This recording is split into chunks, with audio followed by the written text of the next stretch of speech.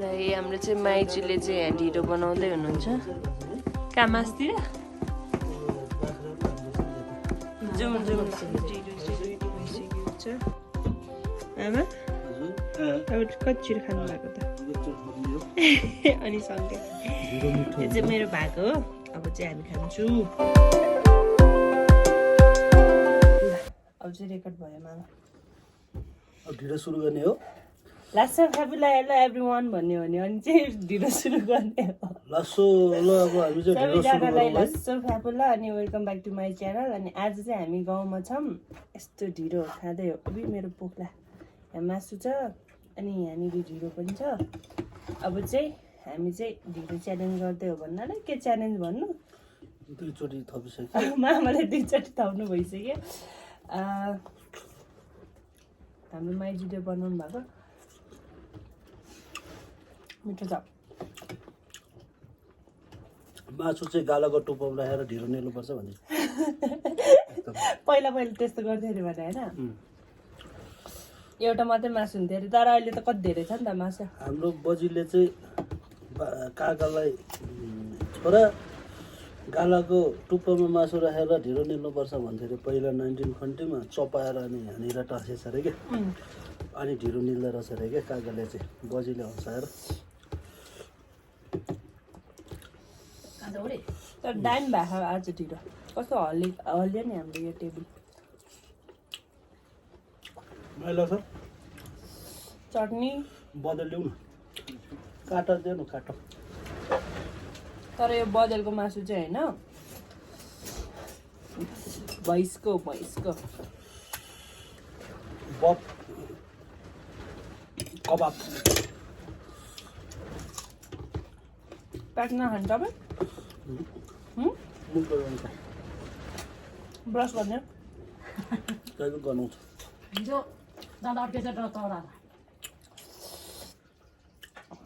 कतिजना चाहिँ ढिडो लभर हो मेन्सन गर्नु होला है कमेन्टमा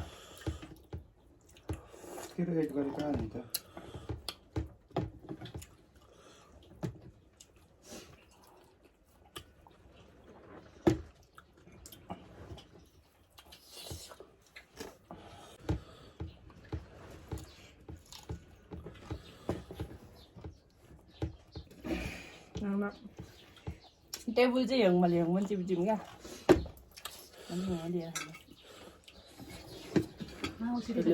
धेरै देखायो भने थुक लिन्छ क्या दर्शकबिनहरूले पनि आयो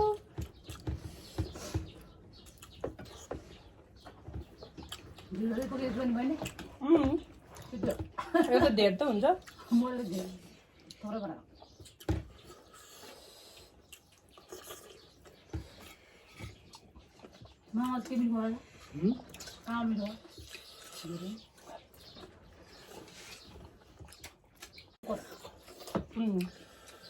त्यो भान्जीको तालमा बसेर ढिडो मेरो हेर हे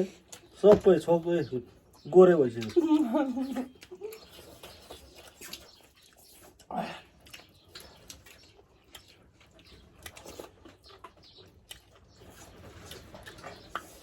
पिरो भयो निरञ्जली मामा भन्दै सेयर गर्छ पनि हजुर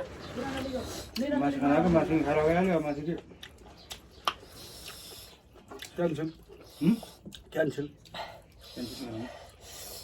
क्यान्सल नगर्ने एकैछिनमा जाउँला नि त सुकाउनु बोइल गरेर भन्नु भरे गरी बोइल गर्नु भान्जीसँग एउटा अब टिकटक बनाउँछु च्यान्डाराम जाने होइन माथि यतै है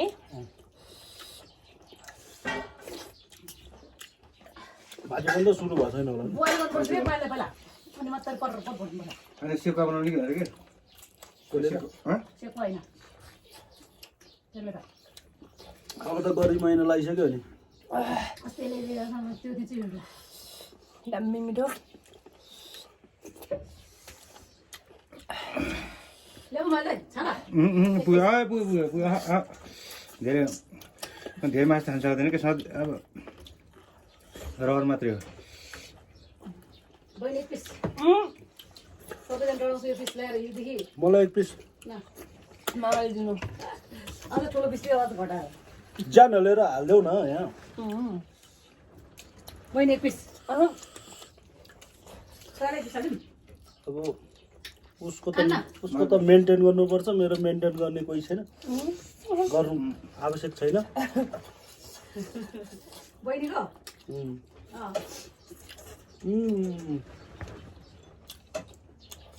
मिठो भन्नु न जानु मजदुरी गर्छ नि एनी एनी खाली चौरबाट ल्याएको कुक मैले 3 लाख रुपियाँ खर्च गरेर सम्झिने पानी मिठो बनाएको त्यो चाहिँ हैन है सिन्धुपाल्चोक खालचौरबाट ल्याएको कुक 3 लाख खर्च गरेर 3 रे लाख खर्च गरेर बिचारा माइजू 2टा बस रिजर्भ गरेर त्यतिखेर म पनि मेरो गएको पनि थिएँ छला गएको छ है के चान्छन् खाने उसको छला गरे गाडी मात्रै हो कार पनि लगेर गएको थियो त्यतिखेर कार पनि लगेर हामी गयो त सानो सानो थियो योभन्दा कति वर्ष अगाडि आमा 10 वर्ष चिसो होला भाइ यो त माथि डाँडामा गएर बस्नु त खानुपर्ने हुन्छ च्याङ्गाको टुमा बसेर टक्क लगाऊ नयाँ वर्ष कोही पनि प्लान नमिलाउँदा नयाँ वर्ष हो यस्तो बेलामा ट्याक्क मलाई यस्तो उ लाग्छ त साथी मिल्दैन कि त्यही त हुन्छ मान्छे साथी त मिल्छ खाइसकेको उल्टो पो ऊ हुन्छ नि झगडा पर्छ हो बरु आफ्नै घरको छतमा बसी आनन्दले खायो त्यो बरु त्यसले जिसेर पूर्णी वर्षको के बेलामा त्यो काठमाडौँ भाइर आएको थियो टक्क भ्युटारमा लगेर 2 किलो बङ्गुर मासु लिएर गएर त्यो दिन हुनु पऱ्यो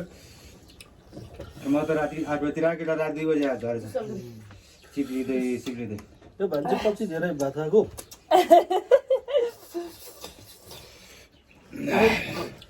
माइजूले त्यसरी खाएपछि त अनि मेन्टेन हुँदैन नि त नि फेरि भान्जीको कुक काको पर्ने हो मेरो कुक कमेन्ट गर्नु होला है कहाँको पर्ने हो तपाईँहरू अनि पकाएर खुवाउनु पनि सक्दैन कुकले यस्तो खन्जुवालै भनेर अन्त पनि बाबु देउताकै पर्ला त सिक्यो नि त अब ढिलो सक्यो अझ मासु यति देखाऊ मासु अब दर्शकहरूलाई फ्रेन्डहरूलाई जुठो चाहिँ जुठो होइन चोखै अहिलेसम्म जुठो भन्ने यस्तो हुँदैन गाउँको चाहिँ ढिँडो थियो भन्दा ओहो मेरो त दाँतमा मासु अड्क्यो चाहिँ साथीहरू म चाहिँ लाग्यो धेरै मिठो थियो माइजूलाई धेरै धेरै धन्यवाद हाम्रो लासाङ माइजूलाई टाउको होइन कोदो पनि भेटेको यति धेरै मिठो खानेकुरा खाएर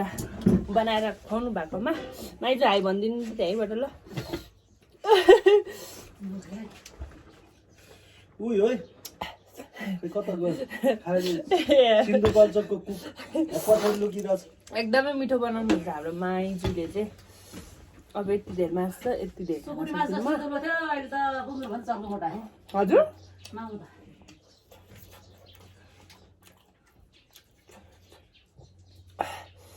दामी छ हजुर दामी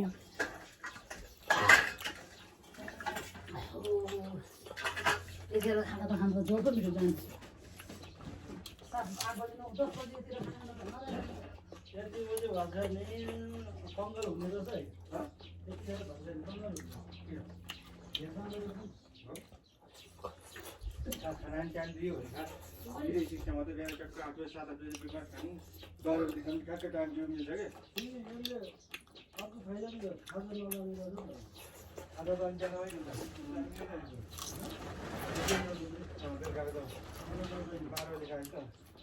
ठिकै रहेछ बेलुका खाना नखाने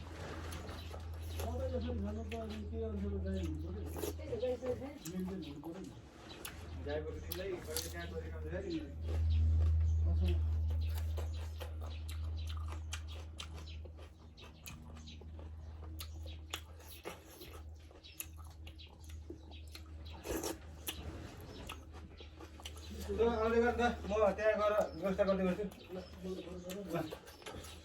फोनको यसमा सेभ सही छैन अघि मोबाइल चेन्ज गरेँ छैन पो होला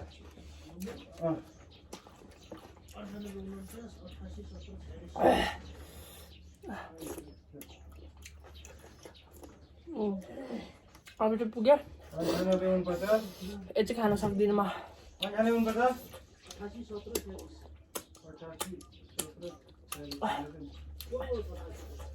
घर जान्छु भन्थ्यो अरू त को छ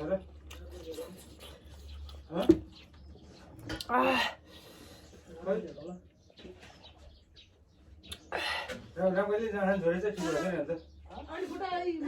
जाँड खाइसकेपछि ल्याङ गर्थ्यो अहिले त आनन्द हुन्छ थ्याङ्क यू एभ्रिवान सबैजनाले भिडियोलाई मन पर्यो भने लाइक सेयर कमेन्ट गरिदिनु होला एकदमै मिठो थियो ढिँडो हजुरहरू पनि ट्राई गर्नु होला घरमा दामी हुन्छ है ढिँडो बाई बाई